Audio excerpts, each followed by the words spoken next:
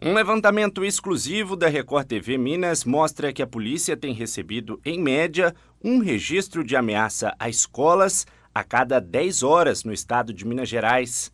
Ameaças que surgem principalmente por meio de perfis anônimos nas redes sociais e que são compartilhadas rapidamente. A polícia tem utilizado inteligência artificial. A apuração tem demonstrado o quê? Que são pessoas sem o menor pudor, pessoas extremamente inconsequentes e que tudo isso, até o presente momento, se trata única e exclusivamente das famosas fake news, ou seja, a exploração da indústria do medo. Essa semana, uma operação do Ministério Público de Minas Gerais apreendeu um celular e um notebook de uma adolescente apontada como a responsável pela postagem de uma lista de ameaças em uma rede social. A pessoa identificada confessou ser a autora da lista, mas ficou constatado que não possuía informações concretas sobre a organização de ataques em Minas Gerais. Uma ação movida pelo Ministério Público de São Paulo pode abrir precedentes para o restante do país. A Promotoria de Justiça do Estado quer que os pais de uma adolescente de 13 anos paguem uma indenização de R$50 mil por dano moral coletivo, depois que a jovem publicou em uma rede social um vídeo em que insinua a realização de um ataque em uma escola. Em nota, o Ministério Público reforçou sobre a responsabilidade dos pais no monitoramento das redes sociais dos filhos. Responsabilidade que a Sabrina sabe bem que precisa ter com os filhos. Tudo que os pequenos fazem com tablet ou qualquer outro dispositivo, ela está de olho. E dentro de casa, os assuntos são discutidos abertamente. O acesso à internet, a determinados conteúdos que trazem risco para a vida das crianças é muito fácil, é muito grande. E se a gente não tiver de olho o tempo inteiro, vigiando, monitorando e conversando, isso pode vir para dentro da nossa casa. Essa postura da mãe dentro de casa surte efeito. Olha só o que o pequeno Igor tem a dizer sobre o assunto.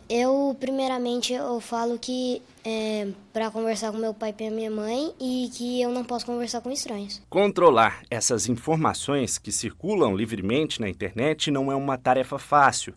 Na tentativa de regular essas e outras diversas situações que acontecem no mundo virtual, desde 2014, o Marco Civil da Internet disciplina o uso da rede no Brasil. Uma lei que precisa de aprimoramento, segundo esse advogado especialista em direito digital. O mais polêmico hoje seria o Marco Civil da Internet, no seu artigo 19, que está sendo amplamente discutido, teve audiência pública envolvendo. Por quê? Porque ele vai falar que o provedor de aplicação da internet ele só vai ser responsável por um conteúdo que está lá se tiver uma ordem judicial para retirar, indicando a URL exata e ele não tirar. Então, o provedor não é obrigado a fazer esse controle em tempo real do que está sendo postado lá.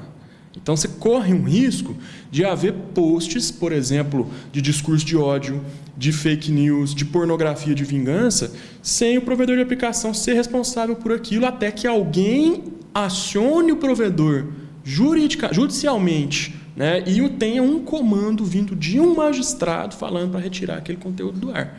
E até lá, até isso acontecer, você tem um lapso temporal muito grande e o dano já foi feito. As redes sociais têm demonstrado esforços no sentido de identificar, coibir ou até mesmo alertar conteúdos falsos ou sensíveis.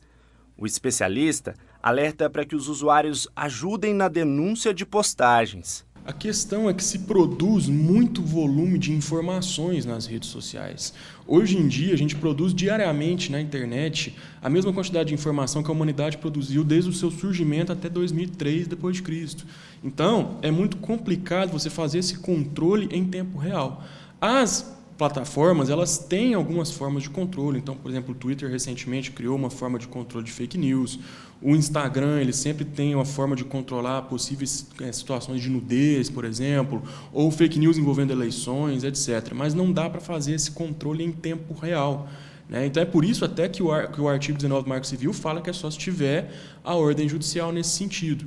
Porém, esperar a ordem judicial nesse sentido também é difícil. Então, o que tem que ser feito, ao meu ver? É a gente ficar de olho né? E quando tiver um conteúdo ilícito, que não devia estar lá, fazer, né, uma denúncia em massa para o próprio provedor de aplicação fazer a parte dele. Porque o provedor de aplicação ele não quer ter conteúdo negativo lá, ele vai fazer a parte dele para tirar.